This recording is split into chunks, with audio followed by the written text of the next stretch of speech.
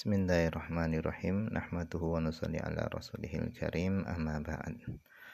Insyaallah pada kesempatan ini kita akan melanjutkan kembali pembacaan kitab Tafsir Jalalain, yaitu tentang hikmah di balik perjalanan Nabi Musa dan Nabi Khadir. Jadi setelah Nabi Khadir, beliau ini mau mengangkat Nabi Musa menjadi murid beliau. Setelah Nabi Khadir ini mengizinkan Nabi Musa untuk mengikuti beliau, Nabi Khadir, beliau ini memberi syarat kepada Nabi Musa. Syaratnya hanya satu saja. Jika ingin menjadi muridnya Nabi Khadir, syaratnya satu saja, yaitu jangan tanya tentang apa saja yang dilakukan oleh Nabi Khadir, sampai Nabi Khadir sendiri yang menjelaskan kepada Nabi Musa apa alasan dibalik itu semua. Nah, syarat ini, syarat enggak bertanya dan tidak ingkar terhadap yang dilakukan oleh Nabi Khadir, syarat ini disetujui oleh Nabi Musa. Kenapa? Karena Nabi Musa menganggap bahwa diam dan tidak ingkar itu adalah perkara yang mudah, sehingga Nabi Musa tadi menerima syarat yang diajukan oleh gurunya.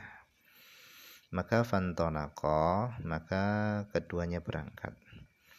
Maksudnya adalah yamsyani, keduanya berjalan ala sahilil bahri, yaitu di pinggir lautan.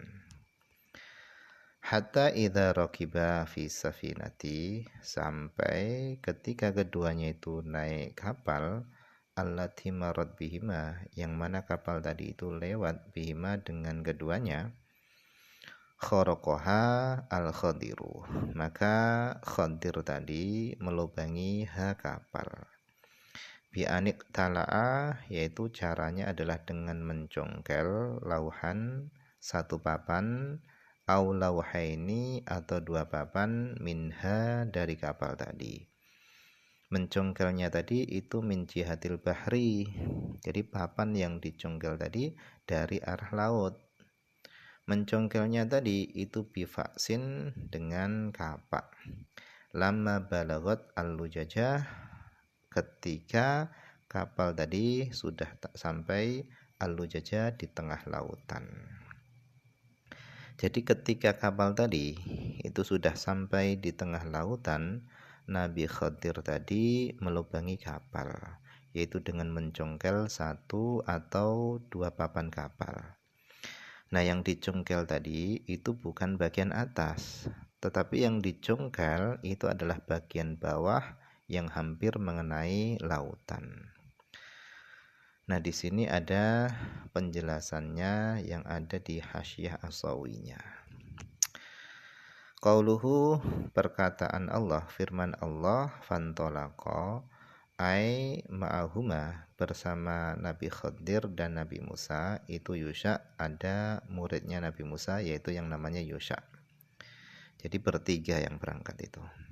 Wa innama lam yudhkar, dan hanya saja Yusha ini tidak disebutkan fil ayah, pada ayat tersebut, li'annahu tabi'un, karena Yusha ini adalah pengikut, orang yang ngikuti Nabi Musa. Wal maksud, dan tujuannya adalah dzikru Musa wal Khadir. Tujuannya yang dimaksud itu adalah menyebutkan Musa dan Khadir, bukan menyebutkan Yusha, sehingga dalam ayat di atas itu enggak disebutkan. Wakil, dan ada yang mengatakan lam yakun ma'aha, Nabi Yusha itu tidak bersama dengan Nabi Khadir dan Nabi Musa. Jadi Yusha ini pada suatu saat nanti menjadi, pada akhirnya nanti menjadi seorang nabi. Bal, akan tetapi raddahu Musa, akan tapi Nabi Musa mengembalikan Nabi Yusha tadi. Hinal taqa ma'al Khadir, ketika Nabi Musa tadi sudah bertemu dengan Khadir. Jadi setelah Nabi Musa bertemu dengan Khadir, dalam qil dikatakan Nabi Yusha tadi disuruh pulang oleh Nabi Musa. Kemudian qauluhu perkataan syarah yang mengatakan yamsyani, keduanya tadi berjalan ala sahilil bahri, yaitu di pinggir lautan. Maksudnya adalah yatlubani safinatan, keduanya tadi mencari safinatan, kapal. Fawajada, kemudian keduanya itu mendapati safinatan, kapal. Farokibaha, kemudian keduanya naik kapal. Faqala ahluha, maka para penumpang kapal berkata, haula ilusus, mereka itu adalah para pencuri. Li'annahum, karena mereka ra'auhum, mereka melihat Nabi Musa, Nabi Yusha, dan Nabi Khidir tadi nazalu bi ghairi zatin wala mata'in. Mereka ingin naik kapal tapi dengan tanpa membawa bekal dan barang, sehingga mereka itu dituduh lusus, yaitu pencuri. Faqala sahibu safinah, maka berkatalah sahibu safinah, pemilik kapal, mahum bilususin, tidaklah mereka itu lusus, pencuri bukan, walakinni, akan tapi aku melihat wujuhal anbiya, wajah-wajahnya para nabi. Wa an Ubay bin Ka'bin, dan daripada Ubay bin Ka'ab radhiyallahu anhu, anin Nabi sallallahu alaihi wasallam, dari Nabi Muhammad sallallahu alaihi wasallam. Kata Nabi, marrat bihim safinatun, yaitu kapal itu lewat bihim dengan 3 orang tadi, yaitu Yusha, Nabi Musa, dan Khidir. Fakallamu, kemudian mereka 3 orang tadi itu berkata ahlaha, kepada para penumpang kapal, ayahmiluhum, supaya mereka membawa mereka bertiga. Fa'arafu, kemudian mereka para penumpang kapal tadi mengenali al-Khidira, Khidir, bi alamatin, yaitu dengan tanda.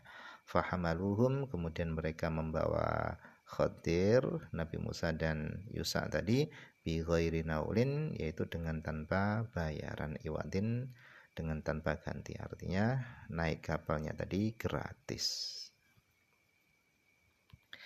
Nah, setelah mereka semua itu naik kapal, maka Nabi Khidir, beliau ini berjalan ke sudut kapal, kemudian dia ini mencongkel 1 atau 2 papan dengan kapak.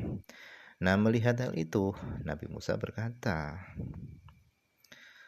akharaqtaha litughriqa ahlaha. Akharaqtaha, apakah kamu melubangi kapal, litughriqa ahlaha, untuk kamu menenggelamkan para penumpangnya. Laqad ji'ta syai'an imra, sungguh kamu telah melakukan sesuatu yang imra, yaitu mungkaran, sesuatu yang mungkar. Jadi karena Nabi Musa ini adalah nabi syariat, dan secara syariat merusak barang orang lain itu adalah kejahatan, bahkan itu bisa membahayakan para penumpang kapal, maka secara spontan Nabi Musa ingkar dengan apa yang dilakukan oleh Khidir. Nah, di sini syarah Syekh Jalal, beliau menjelaskan tentang pada sisi qiraahnya. Wa fi qiraatin, dan di dalam satu qiraah ada yang membaca bi fathit tahtiyati, yaitu dengan dibaca tahtiyati ini huruf ta yang ada di bawah, yang dimaksud adalah huruf ya. Jadi huruf ya-nya itu dibaca fathah. Jadi bukan litaghriqoha tapi liyaghriqo. Kemudian warra, kemudian dibaca fathah ro-nya. Jadi ro-nya dibaca liyaghraqa. Kemudian warafi ahliha, dan lafat ahliha itu dibaca rofa. Jadi bacanya adalah liyaghraqa ahluha, supaya para penumpang kapal tadi itu tenggelam. Ini dalam satu qiraah. Laqad ji'ta syai'an imron, sungguh kamu telah mendatangi sesuatu yang mungkar, ai aziman, sesuatu yang besar, mungkaron yang mungkar. Ruya diceritakan annal ma'a bahasanya air itu lam yadkhulha, air itu enggak masuk ke dalam kapal. Jadi meskipun kapal tadi itu dicungkel papannya oleh Nabi Khidir, itu airnya enggak sampai masuk ke dalam kapal. Nah, setelah Nabi Musa tadi itu ingkar dan bertanya kepada Nabi Khidir dengan apa yang dilakukan oleh Nabi Khidir tadi berkata kepada Nabi Musa. Qala, Nabi Khidir berkata, alam aqul innaka lan tastati'a ma'iya sabra. Alam aqul, bukankah sudah aku katakan, innaka sesungguhnya engkau wahai Musa lan tastati'a ma'iya sabra, kamu tidak akan mampu sabar bersama denganku. Nah, mendengar teguran dari gurunya, Nabi Musa kemudian beliau minta maaf. Qala, Nabi Musa berkata, la tu'akhidni bima nasitu. Wahai guruku, jangan engkau hukum aku dengan apa yang aku lupa. Ai ghafaltu, yaitu aku lupa, anit taslim, dari pasrah laka kepadamu, wa tarkil ingkar, dan dari tidak mengingkari alaika atasmu.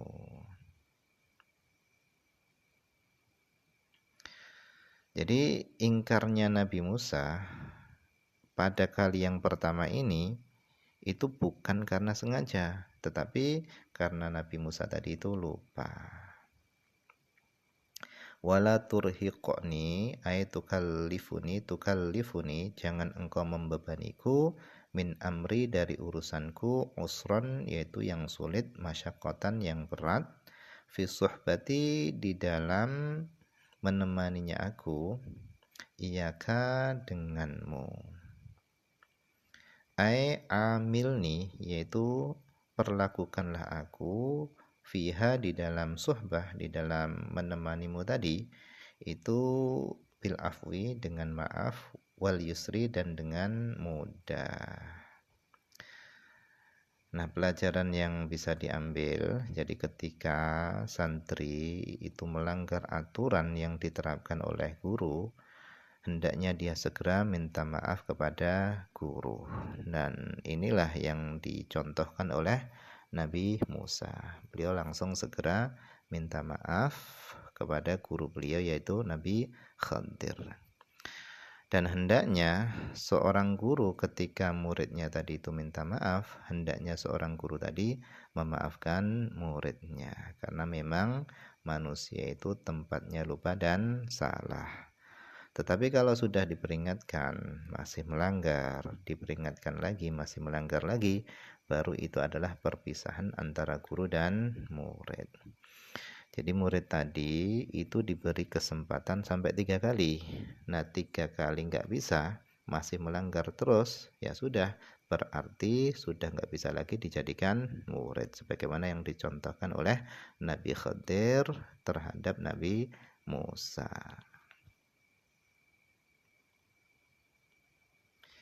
Nah, mungkin ini saja dulu yang bisa dibaca pada kesempatan ini. Semoga ada manfaatnya.